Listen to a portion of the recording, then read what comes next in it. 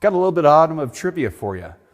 What vehicles have a third spring either in the front or rear suspension? Well, the answer is a lot of them because they have sway bars. A sway bar is essentially a third spring on the vehicle meant to level out the vehicle. They're called sway bars, anti-sway bars, anti-roll bars, but it's designed to keep the body of the vehicle level throughout a corner. Let's think about how it goes through a corner. When it goes through a corner, centrifugal force and also the G-forces force the suspension on the outside to compress.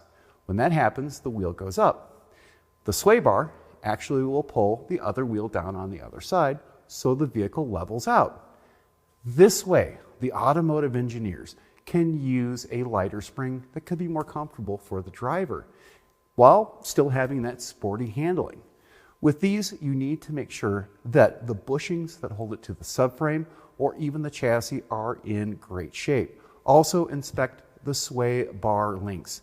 These connect the sway bar with either the strut or a control arm on the vehicle. At the ball and stud socket, they can become worn and cause noise. It can cause a noise in a corner. It can also cause noise going straight down the road as the vehicle or wheel hits a pothole and causes movement in the sway bar link.